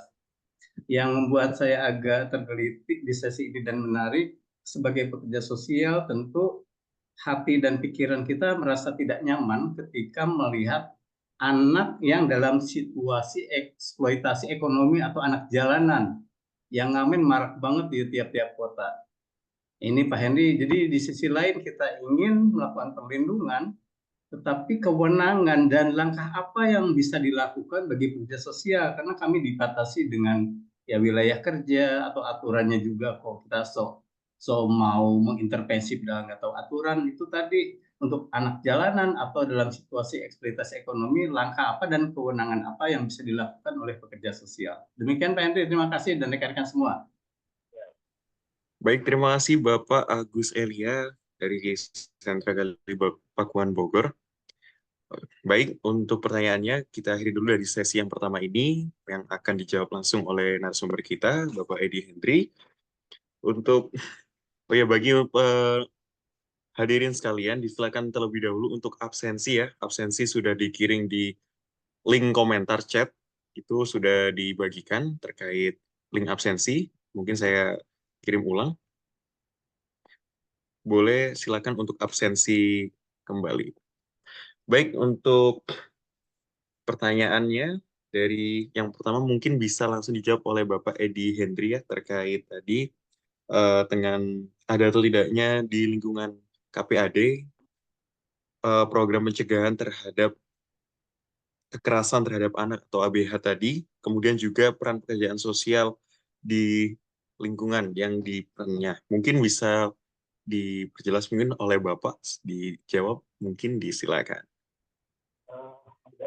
Mohon dibantu dulu ini untuk yang diangkat ini satunya. Oh iya, baik Bapak. Mohon izin Bapak, sebentar.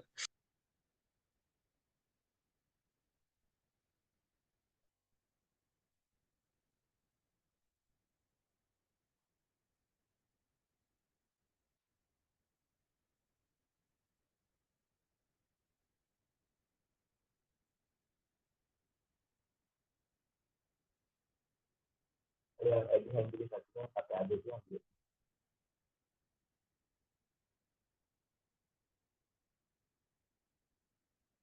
Ini kalau ini jelas nggak kedengaran? Ya, sudah Bapak, mohon di Oke, ACC, siap, Pak. siap, siap. Ya. Baik, baik.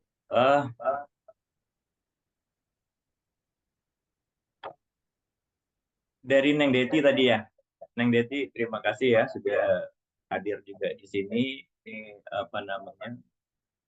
Beliau baru menyelesaikan S2-nya di STKS juga.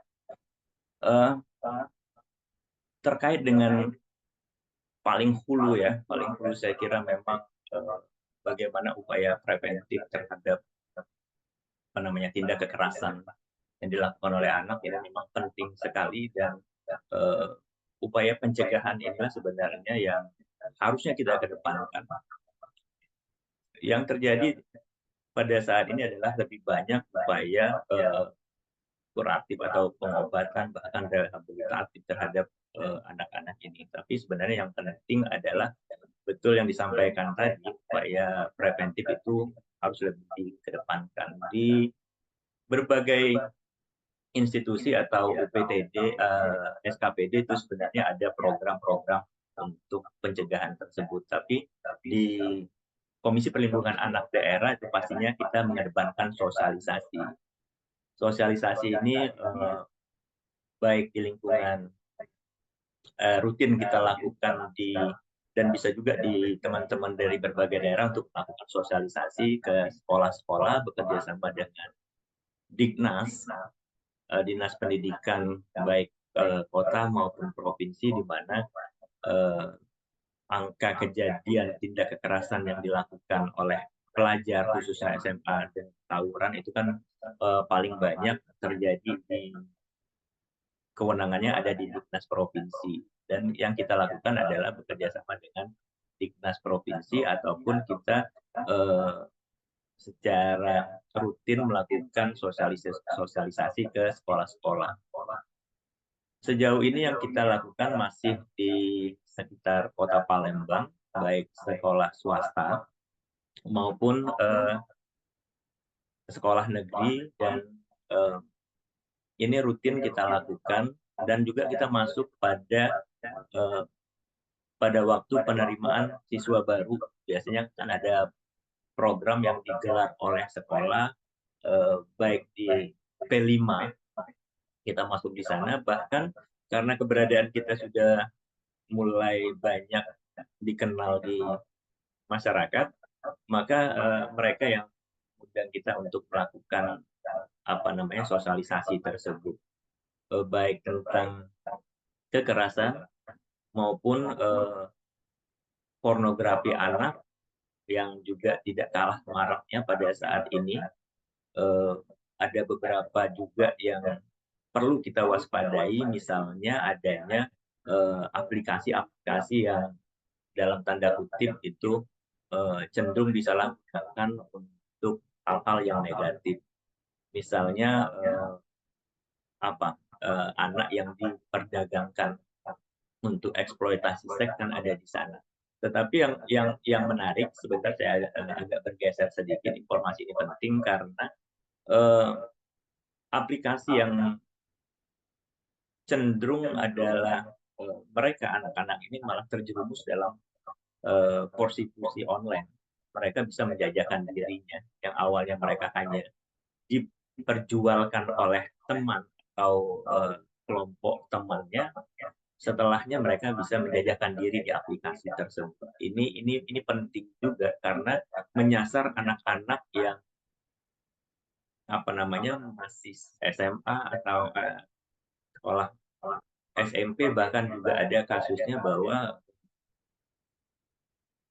sasaran sosialisasi pencegahan kita terhadap ini adalah ke mereka-mereka ini. Dan peran masyarakat juga kita arahkan supaya kita bekerjasama misalnya dengan Kementerian Agama agar di dalam rumah tangga khususnya juga khotbah Jumat itu kita manfaatkan juga, disisipkan supaya ada muatan tentang bagaimana tindakan kekerasan juga disampaikan melalui khotbah Jumat pun peribadatan lainnya, melalui kelompok PKK, ibu-ibu PKK, Karang Taruna itu bisa kita lakukan. Tetapi yang intens kita lakukan pada saat ini adalah sosialisasi. Itu yang poin penting pencegahan yang bisa kita lakukan. Itu Neng Deti ya. Terima kasih. Ya, terus selanjutnya apa itu Mas Daniel? Baik, bagaimana dari Ibu Neng Deti? Sudah terjawab pertanyaannya? Halo Ibu. Ya, mungkin sudah terjawab ya Ibu terkait pertanyaan tadi yang telah disampaikan juga. Terima kasih Bapak atas jawaban yang telah diberikan. Kemudian lanjut ke pertanyaan yang kedua, tadi disampaikan oleh Bapak Aditya. Ya, kalau tidak salah di Kota Bandung tadi. Ya.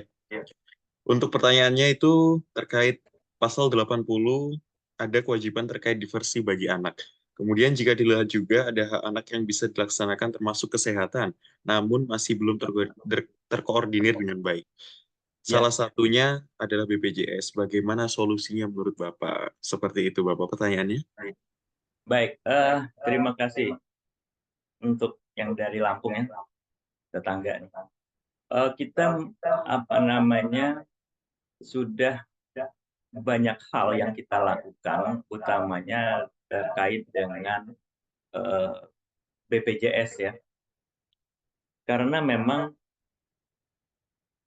kadangkala anak-anak korban ini juga tidak memiliki data kependudukan, sehingga mereka tidak bisa tercover oleh BPJS. Ini penting kita lakukan, yang terpenting yang bisa kita lakukan adalah bekerja sama dengan Disduk Capil setempat supaya anak ini mendapatkan data kependudukan, kemudian juga bisa mengakses layanan BPJS. Dan kalaupun hal tersebut tidak ada, teman-teman pekerja sosial dapat mengkaitkan dengan sistem sumber. Kita kan selalu ya, salah satu yang bisa kita lakukan bekerja dengan memanfaatkan sistem sumber yang ada. Misalnya dengan Basnas kota maupun Basnas provinsi. Ada kasus terakhir yang kita tangani di mana kasus ada alat atau semacam selang ada yang harus ditanam di dalam tubuh anak untuk membantu supaya ginjalnya dapat mengeluarkan urin dengan baik ke saluran urinalnya. Tetapi ternyata pada waktu tertentu selangnya ini rapuh dan rusak di dalam, dan ini butuh biaya yang besar, tidak bisa diatasi oleh keluarga korban. Dan ini kita coba komunikasikan sebenarnya dengan Basnas. Jadi ada sistem sumber yang bisa kita akses di sana. Nah, untuk yang diversi ini juga poin penting di dalam penegakan hukum di Indonesia, utamanya bagaimana perlindungan anak itu sudah sangat-sangat maksimal, di mana pemahaman tentang SPPA ini sudah betul disampaikan tadi, mulai dari tahap penyidikan sampai dengan penuntutan di hakim, itu tahapan-tahapannya selalu diupayakan supaya diversi. Tetapi permasalahannya adalah bagaimana dengan korban. Diversi adalah penyelesaian permasalahan hukum di luar pengadilan. Artinya ada proses musyawarah dan damai di sana. Padahal pihak korban juga mengalami kerugian, baik itu kerugian materi, kemudian ada biaya pengobatan di sana. Dan ini dimungkinkan dijamin oleh undang-undang adanya restitusi. Apabila restitusi ini disepakati, maka proses diversi dapat terus dilanjutkan. Tetapi apabila proses diversi restitusi ini tidak disepakati, biasanya akan berproses ke tahapan selanjutnya. Dan pengalaman di lapangan ini menjadi tawar-menawar. Disinilah menjadi permasalahan. Kadang tanpa kita seuzon bahwa ada unsur untuk mencari keuntungan di sana, melebih-lebihkan dari restitusi. Kalau saya berpengalaman, coba minta semua kwitansi pembayaran yang sudah dilakukan, kemudian itu kan jelas di sana berapa biaya yang sudah dikeluarkan untuk berobat, berapa biaya selama transportasi, berapa biaya selama mereka menanggung kerugian tersebut. Ini harus detail dihitung. Mungkin range-nya akan bergeser sekitar 5-10% lebih daripada nilai tersebut. Saya kira itu yang bisa dilakukan. Kita harus melihat fakta berapa restitusi. Tidak misalnya diversi dimanfaatkan untuk menekan pihak pelaku melakukan pembayaran yang lebih. Ada eksploitasi juga di sana. Ada pemaksaan untuk bargaining, mencari keuntungan juga di sana. Tetapi itu yang bisa kita lakukan. Detailnya berapa yang dikeluarkan, kemudian itu bisa dibicarakan. Karena pada tahapan berikutnya di kejaksaan juga akan dilakukan hal yang sama, diversi. Kemudian di proses penuntutan sebelum hakim biasanya akan dilakukan upaya diversi juga. Karena memang anak-anak ini mandat dari undang-undang SPPA itu supaya dilakukan diversi. Itu Mas Daniel. Baik, terima kasih Bapak atas jawaban yang telah diberikan. Tadi diberikan kepada Pak Aditya ya. Bagaimana Pak Aditya? Iya, betul. Sudah Terima terjawab? kasih. Sudah terjawab, Pak. Terima kasih banyak, Pak, atas jawabannya, Pak. Baik, Alhamdulillah. Terima kasih Bapak atas pertanyaan juga dan juga jawabannya telah disampaikan oleh Bapak Edi.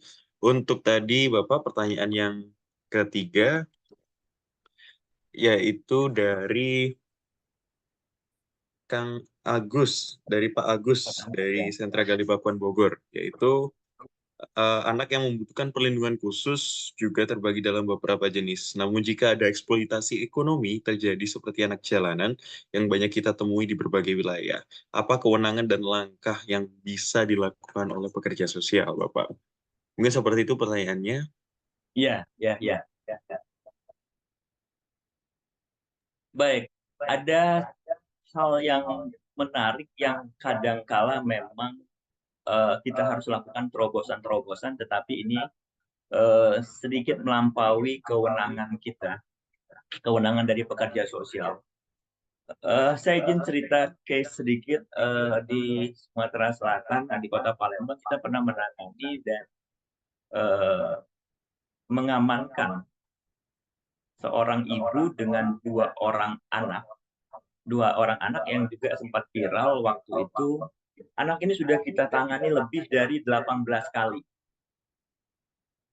Dibawa ke perempatan lampu merah dan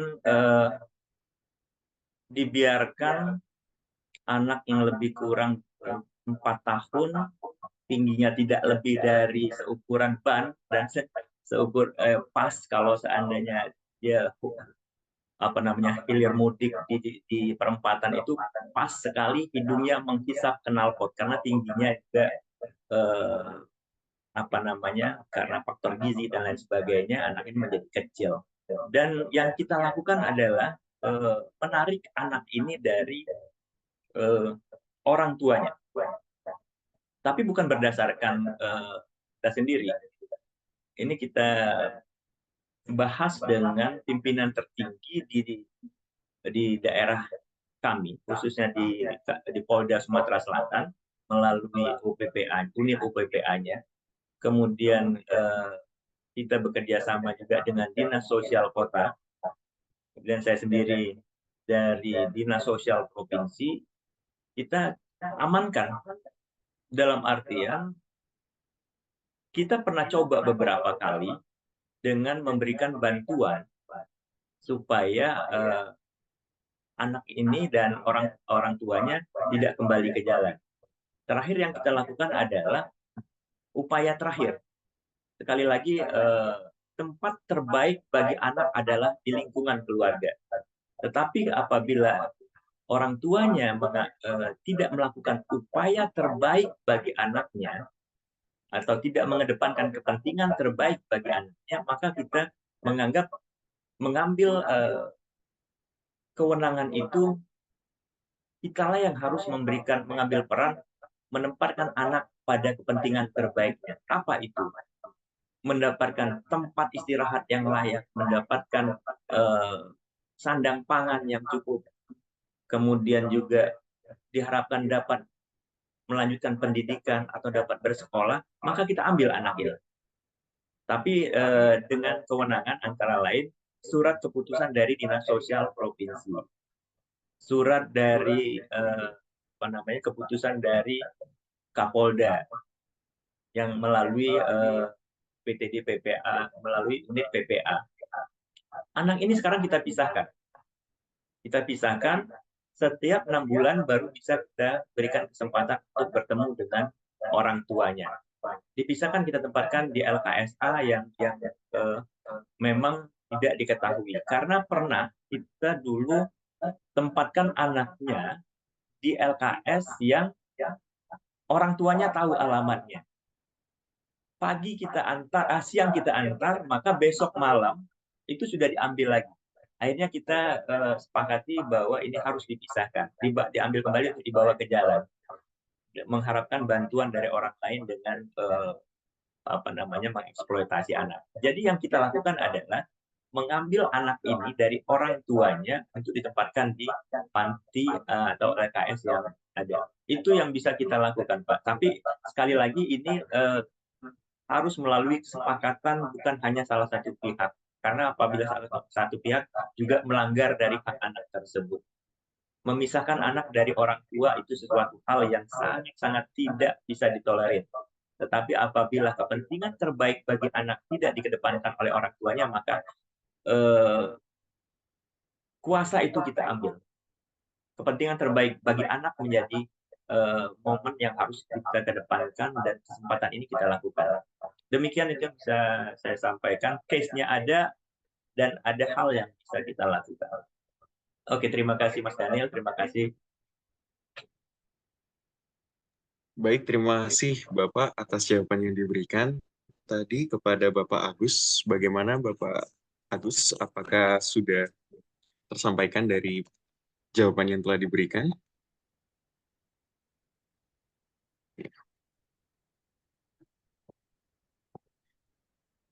Halo Bapak. Ya, baik. Mas Daniel, terima kasih ini jadi studi kasus yang baik, yang artinya ternyata peduli saja tidak cukup, tapi tahu kewenangan, langkah-langkah, kemudian definisi kepentingan terbaik bagi anak juga menjadi sesuatu yang sangat penting. Sudah jelas, terima kasih melalui studi kasusnya. Terima kasih. Baik, terima kasih Bapak juga atas pertanyaannya dan jawaban yang telah disampaikan oleh Bapak Edi. Kemudian mungkin Bapak masih ada satu pertanyaan, apakah bisa Bapak ya? Siap. Iya. Karena ini sudah ada yang angkat tangan Bapak dari tadi, Bapak mungkin disilakan kepada Bapak Teguh Prasetyo untuk memberikan pertanyaannya, memperkenalkan dulu nama dan asal instansinya. Disilakan Bapak. Terima kasih. Assalamualaikum warahmatullahi wabarakatuh. Waalaikumsalam warahmatullahi wabarakatuh. Perkenalkan, saya Teguh dari pekerja sosial dari Kota Kediri. Terima kasih Pak Hedi sekali beberapa statement yang tunggu sebetulnya dari acara-acara daring yang khusus anak ini. Banyak keprihatinan yang saya temui. Saya mengamati beberapa tindakan-tindakan yang harusnya ada kok belum ada gitu. Terkait publikasi, ini terkait media. Saya pernah ada ibu seorang anak ini mengalami depresi sehingga akhirnya ketangkap Pol PP, dan Pol PP akhirnya memanggil media, bisa jadi media ini di Facebook ya. Nah, media ini selalu tidak bisa membedakan efek samping dari publikasi wajah yang dipublikasikan. Nah, ibunya ini secara total publikasikan wajahnya. Nah, memang kasusnya ini intinya tertangkap karena depresi. Hanya saja narasinya terlalu mengungkap aibnya. Indikasi ke publikasi aib ini terlalu nyata. Saya membacanya itu begitu membaca itu kaget kok narasinya kok seperti ini. Saya mengingatkan pada teman-teman ini nanti bahaya efek sampingnya ke anaknya. Nah, anaknya posisi di luar kota dan ternyata setelah saya ketemu anaknya dari keluarganya ternyata benar efek sampingnya banyak teman-teman di sekolahnya anaknya masih SD cantik dan itu ternyata membaca media tersebut dan akhirnya terjadilah bully sehingga anaknya secara psikis saya lihat sangat apa namanya jadi emosian. Nah, ini bagaimana caranya Pak agar media itu belajar untuk melindungi bukan hanya korban ya, ini kan korban sebetulnya ibunya, melindungi keluarga anak-anak kecilnya ini loh. Kok Betul. media tuh kok maaf ya, kok nggak pinter loh. Bukan hanya bukan masalah ini aja ya. Misalnya di TV-TV tuh ada seorang intel polisi, tapi wajahnya malah ditunjuk-tunjukin tuh intel polisi. Nah ini kan sebetulnya kan kurang tepat gitu loh. Apa yang pemerintah yang harus lakukan? Mungkin sosialisasi. Mungkin kalau masih ada Bapak almarhum Margiono, Ketua PWI, alumni STKS, mungkin ini bisa segera diselesaikan ini. Iya. Terus kedua, saya mengamati tadi Bapak menyebut tentang pornografi. Mohon maaf Pak, saya mengamati perihal pornografi ini dari hari ke hari nggak makin sepi, makin rame, dan korbannya anak SD itu sangat-sangat banyak. Saya tidak melihat pemerintah melakukan aksinya, mungkin harus menjerat pelaku-pelaku ini. Betul yang Bapak bilang tadi di media sosial, aplikasi-aplikasi ini banyak yang mendorong untuk mendapat duit dengan mudah. Dan kebetulan penjahat-penjahat kelamin ini selalu tampil dan bisa merayu anak-anak SD. Dan ini saya punya istilahnya unek-unek Pak.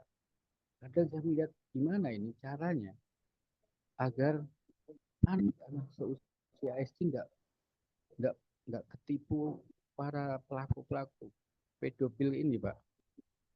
Nah saya sempat berpikir apakah mungkin kita harus sosialisasi ke tingkat SD. Kalaupun saya kemarin pengen banget sosialisasi, saya sendiri malu Pak. Masa masuk sekolah SD saya harus ngomongin hal-hal seperti ini. Nah, kendala kan di situ Pak. Tapi saya punya ide. Kita perlu anak-anaknya. Panggil aja orang-orang yang anaknya cewek. Karena korban lebih banyak cewek. Meskipun beberapa waktu ini kita melihat incest juga terjadi. Pelakunya ibunya sendiri, korbannya anaknya sendiri. Ini juga udah mulai menjamur. Mungkin harus yang pemerintah harus segera laksanakan sosialisasi Pak. Baik itu tingkat SD maupun SMP. Kalau SMA kan udah dewasa Pak sebetulnya. Ditipu sebetulnya. Ya, Tapi kalau SD kepancing dikit, astagfirullah, betapa jahatnya anak penjahat kelamin ini. Dan saya rasa ini harus segera, Pak. Saya kalau melihat itu nangis, Pak. Dan pengen mukulin itu pelakunya itu. Astaga, gimana nggak satu pun kan saya. Padahal itu mudah loh, Pak. Akun-akunnya itu bisa langsung dipanggil aja lah. Rio itu langsung itu dapat itu alamatnya pasti. Gitu mudahnya sebetulnya. Nah, mungkin itu Pak, saya pengen segeralah itu untuk pornografi Pak, segera Pak disampaikan ke sana. Terima kasih Pak. Assalamualaikum warahmatullahi wabarakatuh. Baik, terima kasih Bapak. Disilakan kepada Bapak Edi Hendri untuk memberikan jawaban maupun tanggapan. Disilakan Bapak. Baik, terima kasih Pak Teguh. Banyak tadi yang disampaikan Pak Teguh. Begini, pertama saya menanggapi dulu terkait dengan pedofil yang ke anak-anak ya. Beberapa waktu yang lalu kita rilis kasus di Polda terkait dengan pornografi anak. Dan ini bukan kali pertama. Dan yang menariknya adalah yang mengungkap Pak Teguh bukan dari kita loh Pak Teguh. Justru dari NCMEC dari Amerika. Jadi segala sesuatu yang berkaitan dengan penggunaan alat komunikasi handphone ini sebenarnya terpantau, Pak. Dan apabila ternyata ini indikasinya anak-anak, maka NCMEC akan segera membuat laporan ke Interpol untuk diteruskan ke Mabes Polri.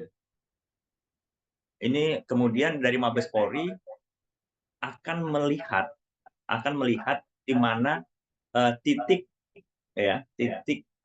handphone ini melalui GPS-nya. Ini bisa diungkap apabila anak-anak. Karena begini, kita harus juga pahami bahwa di luar Indonesia, industri seks ini sebenarnya merebak dengan luar biasa. Tetapi berkaitan dengan anak-anak, mereka sangat strict. Dalam artian apabila ini ada indikasi anak-anak, maka akan segera ditindak. Ada 3 kasus yang pernah kita dampingi terkait pornografi anak. Itu pelakunya tidak diduga dan tidak ada yang tahu bahwa beliau adalah pelaku pornografi anak karena memang kesehariannya beraktivitas di masjid, menjadi penjaga masjid. Beliau juga bekerja sebagai ojek yang tukang hantar korban. Nah, ternyata beliau melakukan tindakan merekam kegiatan pornografi anak, dan ini terpantau di handphone beliau, dan ternyata setelah dilakukan penyelidikan oleh unit cybercrime itu bisa diungkap. Dan kasus ini sangat banyak di Indonesia. Di Sumatera Selatan saja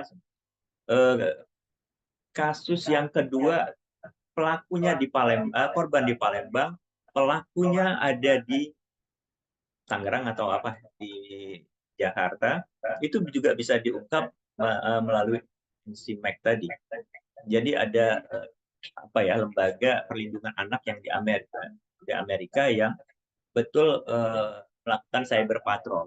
Mereka memantau aktivitas yang berkaitan dengan anak-anak, dan ini langsung dikaitkan dengan unit yang ada di Indonesia. Beberapa kasus. Itu Palembang ada beberapa kasus. Kalau kita kaitkan seluruh Indonesia ini sangat banyak kasusnya.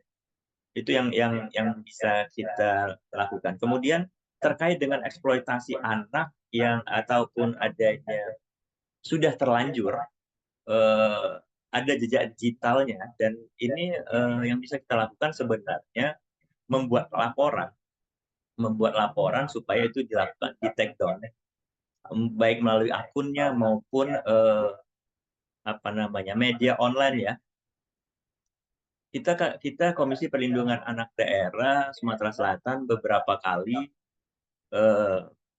berkomunikasi atau yang sudah terlanjur diekspos di media karena kasusnya sudah selesai, kita minta di take down. Karena untuk mengurangi dampak kepada anak korban. Percuma kalau seandainya permasalahannya sudah kita selesaikan, ternyata kasusnya terus berjalan di media sosial. Dan kalau kita amati, coba beberapa kali kasus yang sudah ditangani masih ada di media, ternyata di-share lagi lewat grup WA. Tolong bantu sebarluaskan, tolong bantu sebarluaskan. Padahal kasusnya sendiri sudah selesai. Makanya kita minta baik ke media online di daerah, kita kebetulan kita sudah pantau, oh ini adminnya ini, maka kita cari tahu, karena mereka yang menaikkan beritanya, apabila kasusnya sudah selesai, kita minta take down semua beritanya. Ada beberapa yang memang sulit kita untuk lakukan itu, tetapi upaya pendekatan yang kita lakukan, ini juga upaya mengedukasi teman-teman media juga perlu kita lakukan. Kepada masyarakat juga, kalau hal ini sulit untuk dilakukan, biasanya kita kerjasama dengan unit cyber di Polda, supaya akun-akun tersebut minta di take down. Itu yang bisa kita lakukan. Demikian Mas Daniel yang bisa saya sampaikan. Baik, terima kasih Bapak atas jawaban dan tanggapan yang telah diberikan kepada Bapak Teguh Prasetyo. Mungkin sudah terjawab Bapak ya, terkait permasalahan yang tadi dijelaskan juga.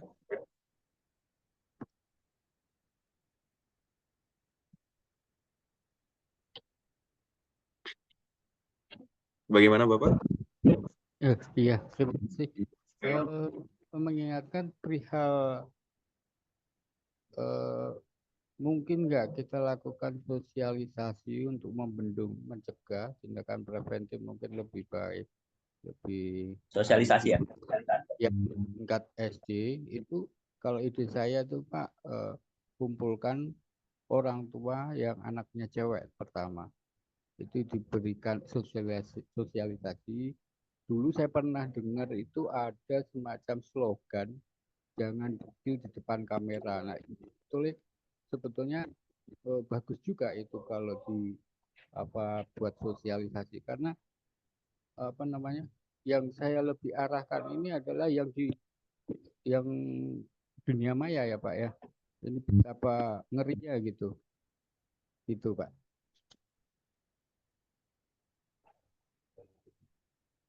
Iya, baik Bapak.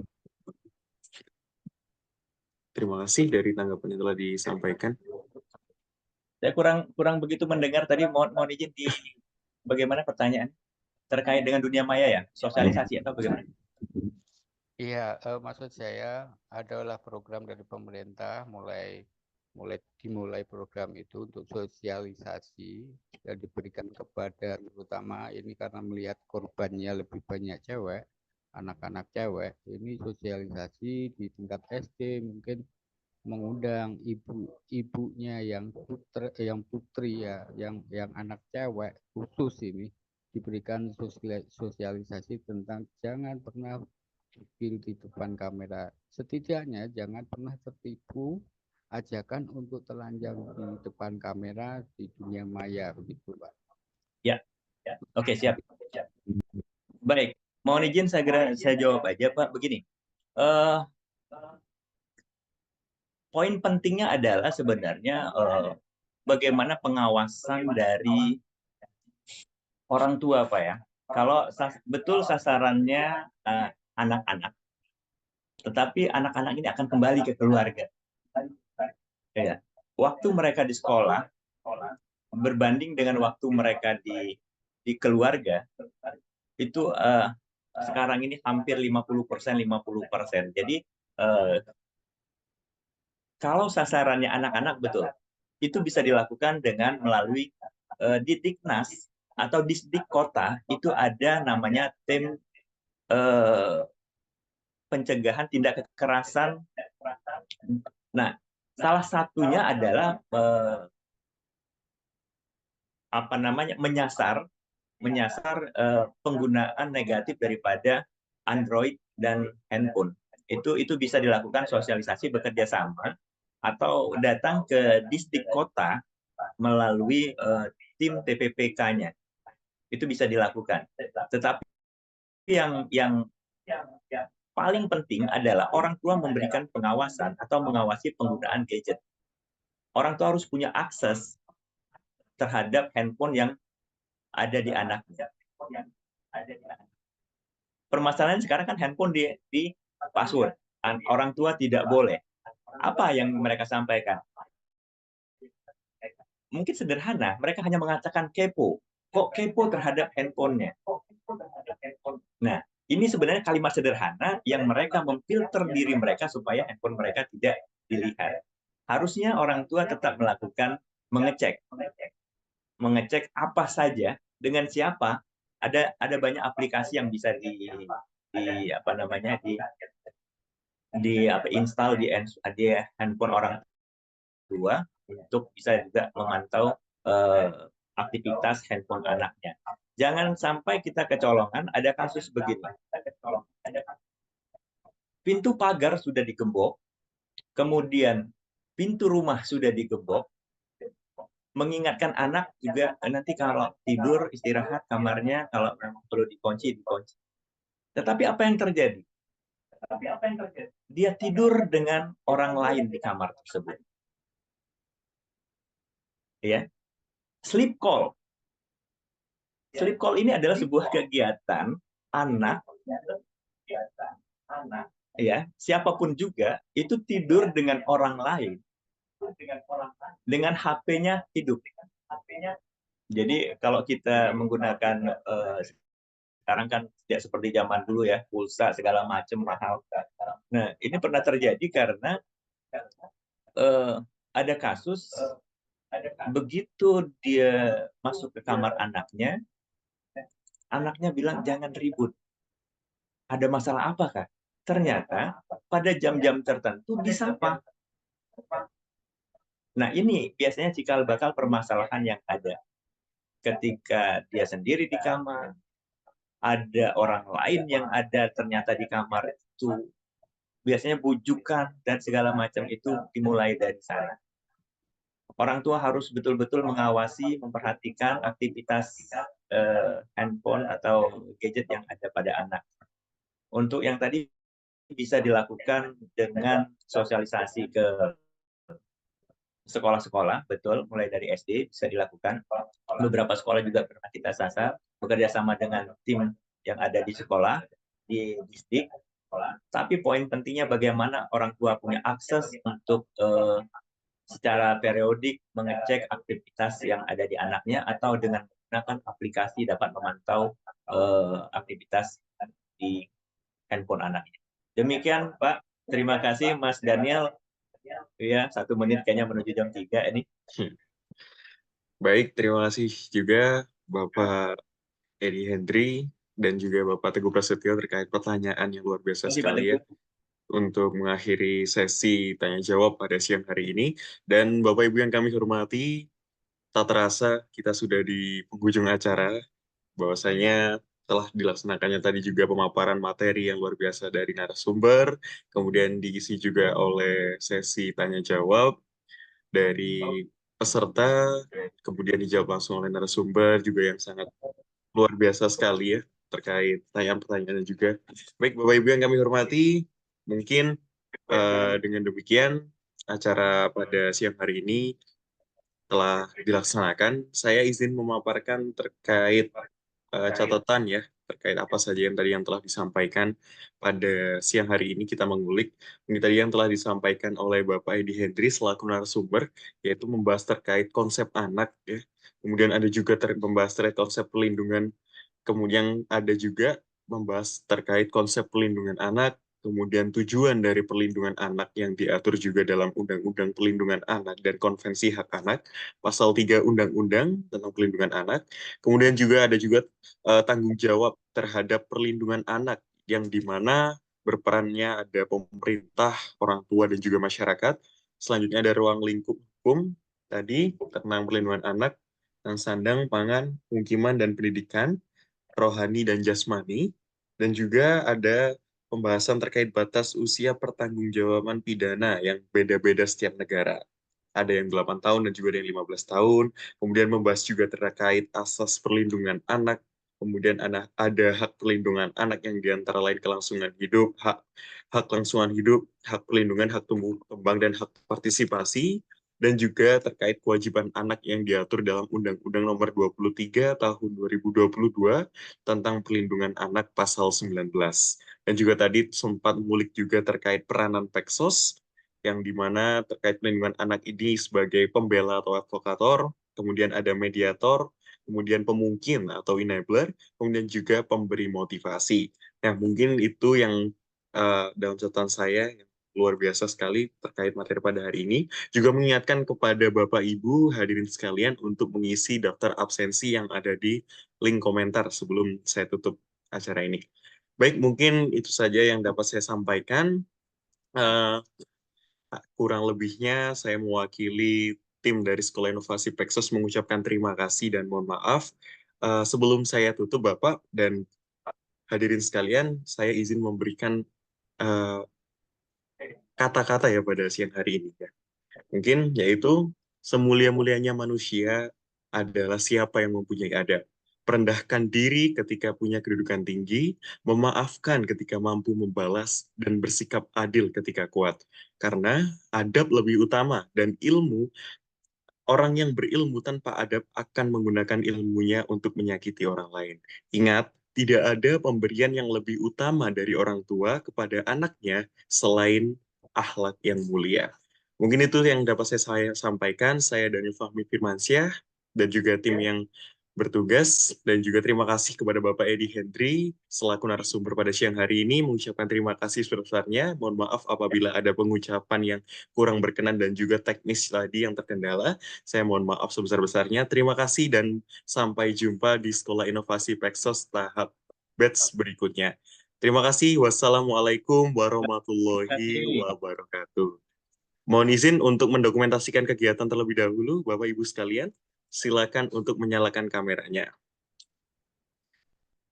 Ya, baik.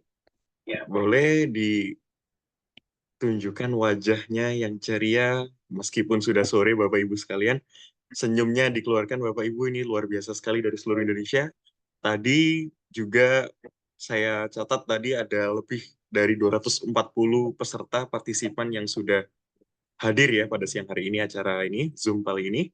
Ya, baik, saya dokumentasikan. Boleh ditunjukkan senyum terbaiknya, Bapak Ibu? Iya. Baik, saya hitung ya. 1, 2, 3. Baik, ditahan dulu slide berikutnya. 1, 2, 3, senyumnya. Sekali lagi. Oke. Baik, terima kasih Bapak Ibu. Sekian dari kami. Kami pamit undur diri. Wabillahi taufik wal hidayah. Wassalamualaikum warahmatullahi wabarakatuh.